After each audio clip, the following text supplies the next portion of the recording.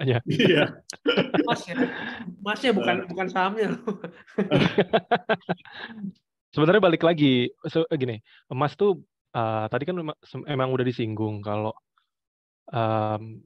fungsinya di industri tuh kecil lah, penggunaannya itu sebenarnya kecil. Jadi kalau misalnya kita lihat, kita track back secara historical, emas itu paling banyak actionnya itu dipengaruhi sama central bank memang. Karena fungsi utamanya sebagai reserves. Nah, pertanyaannya kan, kapan si central bank ini menjadikan emas sebagai reserves? Ketika mereka memutuskan, oke, emas gue tambah nih menjadi reserves gue, daripada gue harus nambah USD atau gue nambah euro atau pound dan lain-lain lah gitu. Nah, di situ berarti kan lawannya adalah currency. Lawannya currency, sama satu lagi lawannya itu government bonds sebenarnya. Kenapa emas itu nggak menarik kemarin-kemarin? Kemarin-kemarin itu maksud saya kita bicara 10 tahun deh, 10 tahun ke belakang misalnya. Kenapa? Karena ya pertama inflasi nggak ini ya, nggak gitu hot lah ya, nggak gitu tinggi kayak yang baru-baru ya terjadi. Terus yang kedua, kalau kita megang emas, daripada dibandingkan dengan kita megang bonds, itu lebih untung kita megang bonds. Kenapa? Karena kita megang bonds ada uang tunggunya, kita dapat bunga tiap tahun gitu. Kita dapat bunga tiap tahun, yang mana waktu itu bunganya bisa melawan inflasi. Jadi katakan inflasi 3%, kita dapat bunga 5%.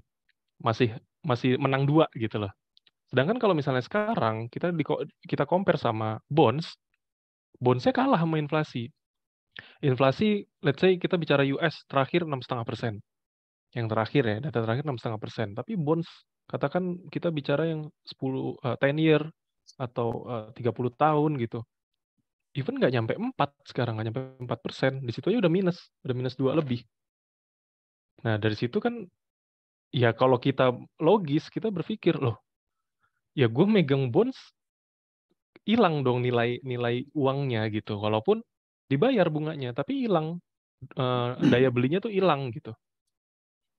Kalah sama inflasinya. Nah, kemarin pas naik inflasi itu, kan central bank di dunia pada lomba-lomba deh tuh naikin agresif naikin rates.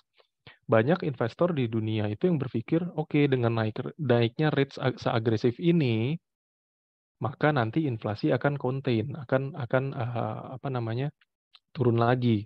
Targetnya kan rata-rata di 2-3% inflasinya, 2% lah rata-rata.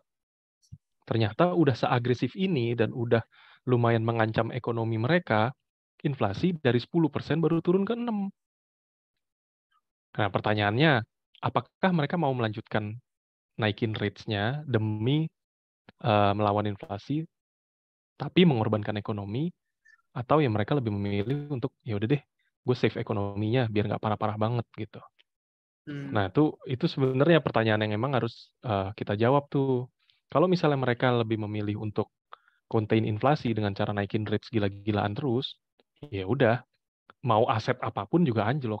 Nggak usah ngomong, ya even emas sekalipun gitu. Kayak gitu, karena ya eventually nanti kan berarti kan inflasinya bakal turun lagi gitu kan. Jadi emasnya juga jadi kurang menarik. Tapi kalau misalnya mereka mikir, ya mereka ini maksudnya ya Fed lah, ECB lah, ya yang gede-gede lah, BOE lah gitu ya. Mereka mikir, yaudah deh, gue stop dulu naikin rates-nya misalnya gitu. Atau ya pelan-pelan aja deh gue naikin rates-nya. Nggak usah terlalu agresif kayak kemarin. Ya berarti orang akan punya pandangan jadi berbeda gitu. Oh, Bank Sentral aja udah naikin rate seagresif ini, inflasi nggak turun. Artinya gue rugi nih nanti megang bonds. Ya udah deh, daripada duit gue hilang, ya gue pindah deh ke emas. Kayak gitulah, kurang lebih analoginya paling gampang kayak gitu. Nah, masalah lama apa enggak, ya tergantung tergantung seberapa lama si negara-negara maju ini bisa contain inflasinya. Sebenarnya sih ke sana kalau saya pribadi ngelihatnya ya. Nah, kalau ditanya pendapat pribadi, bisa lama apa enggak contain inflasinya? Bisa lama. Balik lagi, kita bicara historical, negara maju kayak gitu, kalau misalnya dia mau nurunin inflasi dari single digit tinggi misalnya 10 gitu, 9, 10 atau bahkan double digit ke angka yang rendah lagi, itu mungkin bisa takes 7, 8 tahun, bisa selama itu or even 10 tahun ya tergantung tergantung policy mereka gitu. Cuman dari histori sih emang lama buat nurunin itu. Oke. Kayak gitu. Jadi ya kalau mau mikir apa namanya panjang apa enggak, emas bisa panjang, tapi saya nggak tahu apakah dia harganya bakal bisa tinggi banget. Tapi kalau misalnya emas itu bakal anjlok, itu lebih unlikely sih, lebih lebih probability-nya lebih kecil. Sebenarnya kayak gitu sih. Oke. Ya lucu.